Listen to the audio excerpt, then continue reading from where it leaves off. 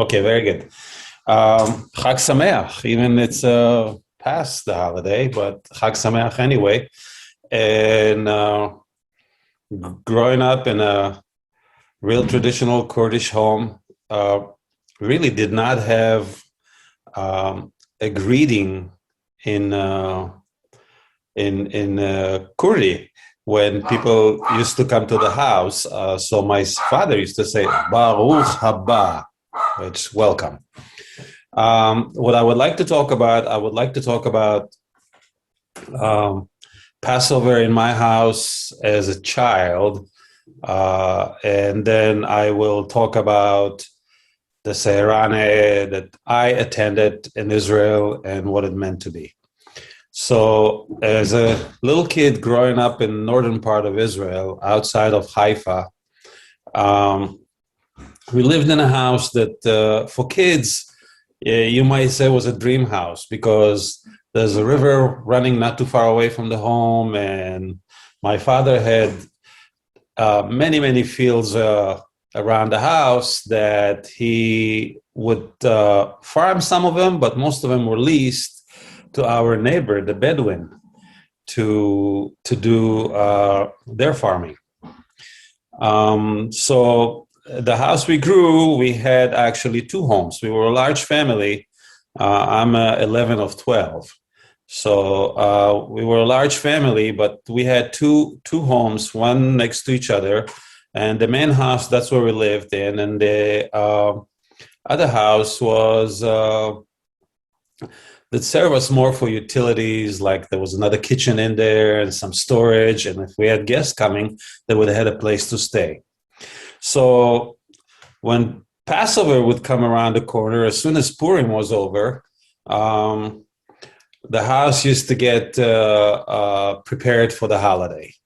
So what that would be was cleaning the house and painting, and obviously mom preparing all the goodies for the Passover. In the small house, which was kosher kitchen already, was kosher for Passover. And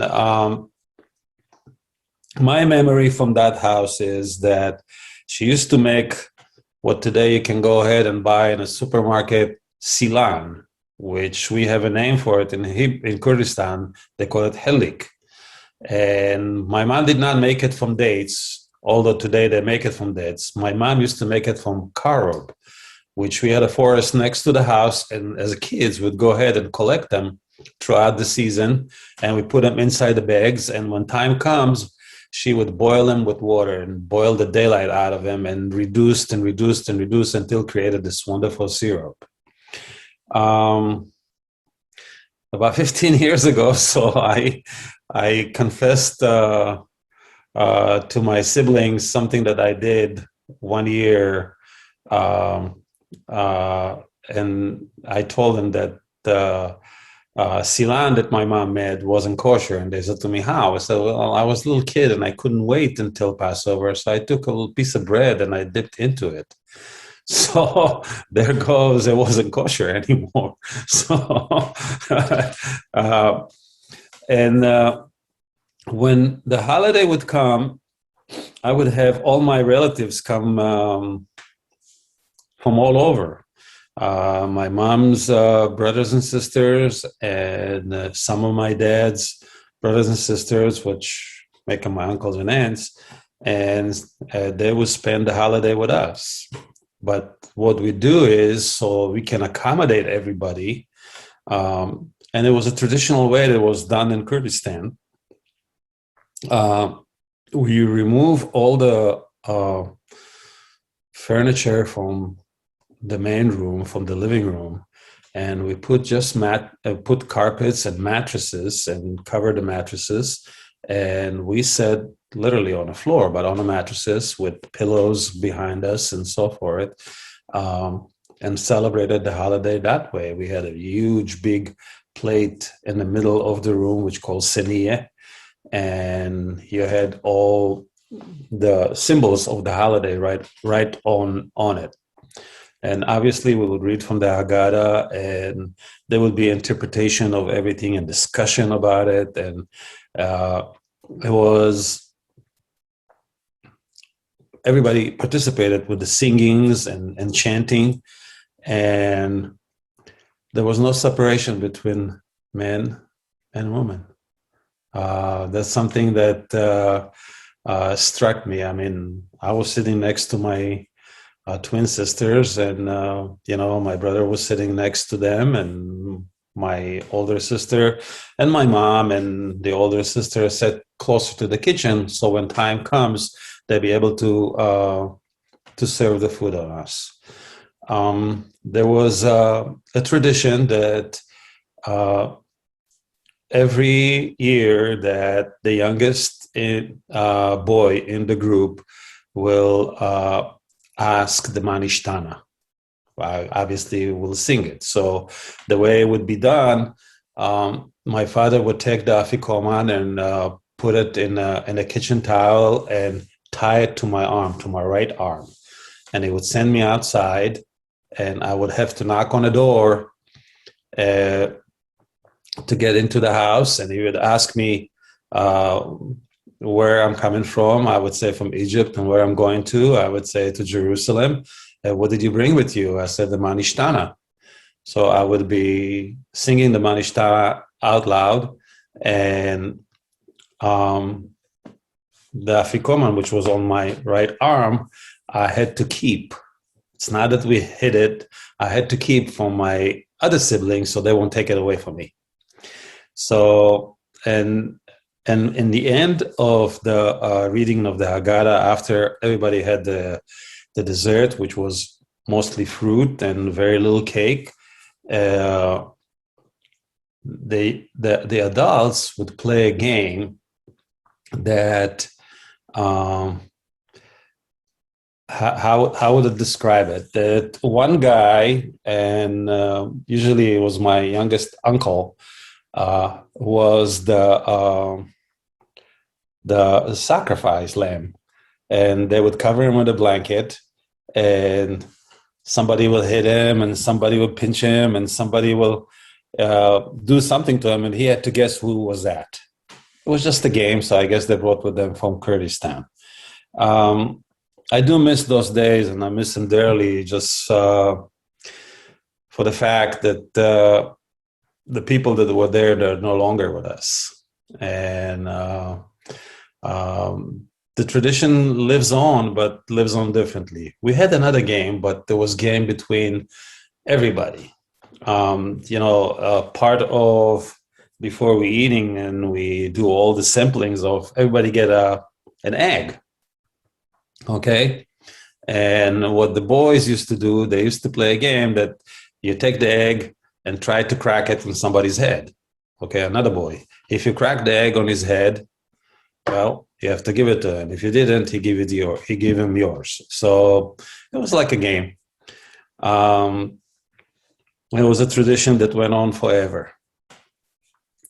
I'll fast forward and I'll go over the Seharaneh, and from the stories that I was told about the Seharaneh in Kurdistan, and I'll try to describe to everybody, if you don't know by now, what it was. The Seharaneh, the word come from the person that allowed the Jews in Kurdistan to celebrate the holiday on his land. So his name was Seharaneh. So that's where the term Seharaneh came from. And normally it would be in Chol HaMoed Pesach, after Leil HaSeder, so it would be like 2-3 days later, the Jews will go out in the country, usually where the water were flowing by, and it's a springy type of a holiday. So there is the bloom going on, and what it was a possibility it gave a possibility for the Jews to cement their relationship with the Muslims. Okay. and the Muslims actually came and celebrated the holiday, the Seharaneh, with the Jews in Kurdistan. And it would last 2 or 3 days, and what the Muslims would do, the Muslims would provide security for the Jews, so they don't have from anybody to come to try to rob them or cause them any harm or anything like that. They were on guard, so to speak, for the Jews. And when the holiday was over and the Jews returned back to their homes, the Muslim neighbors will greet them with bread and cheese, and that's another tradition that carry on to the next holiday that comes after Passover is Shavuot, and one of the traditional foods from that holiday called kade. It's usually it's a dough it's baked with cheese inside. So this is how these two are tied together. And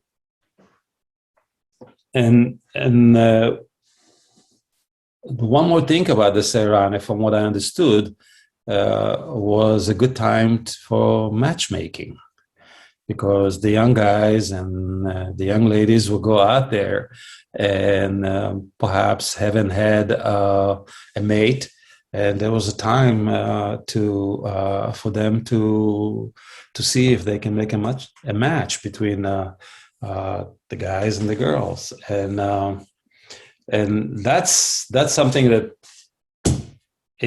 that today, when there is an engagement party, in order to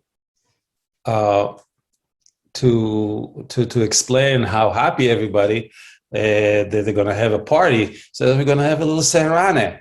We're going to have a big celebration. So that's the term is used for that nowadays in Israel. The Seharaneh in Israel. Now I'm going to talk about the Seharaneh in Israel. The Seharaneh in Israel wasn't celebrated until 1972. The Jews that migrated between 1950 and 1951 as a mass exodus from Iraq and Kurdistan, and they came to Israel, had some difficulties celebrating and getting used to the life in Israel. And obviously they could not do what they did in Zacho or Duhok or all those towns. And they did not have a chance to celebrate. So, the melting pot was not quite up to snuff at that point. And some organizers of the Jewish the Kurdish Jews that came from Iraq in 1972 decided, okay, we will go ahead and try to have a celebration. And at that time, it wasn't done in after Leil HaSeder, Passover. It was done in Chol HaMoed Sukkot. And because the Moroccan Jews celebrated the Mimuna in that time, so they didn't want to have a conflict. But as time went by and there were celebrations that were going on in Israel, the Kurdish Jews really wanted to have their celebration like it used to be way back in Kurdistan around Chol HaMoed Pesach. So they decided to change it, and recently, as far as 2019, they start celebrating the Seharaneh and Passover holiday. My first Seharaneh, I remember I was a soldier in the military. It was 1975, and it was a celebration that, if anybody knows Jerusalem, there is a big park right around the Knesset called Gan Soccer, which is Soccer Park. And not too far away from there is a little neighborhood called Shchunat Kurdim, which means neighborhood of the Kurds. But they came from all over the country. Jerusalem wasn't ready for it. And for the masses that came from all over the country. And needless to say, it was huge traffic jam. The roads weren't like they are today, which still have traffic jams with the roads today. And but it was like the good old days. They had the music, they had the dancing, they had the food. You had people barbecuing all over the place, so you can see the smoke going from everywhere. And the truth, I went by myself, but with the hope that I'm probably going to see some family members. So wouldn't I know it, I found my uncle, I found my aunts, I found everybody. My parents did not go. I have no idea why, but they did not go. And but I found my uncles and aunts, and obviously they saw me, they were very happy. Come eat, so I ate in this place, and then I went for another 100 yards and I found another uncle, come eat again, and that's how it went. That for me was the first time. The second time I went to a celebration that was in a place called Moshav Bet Yosef.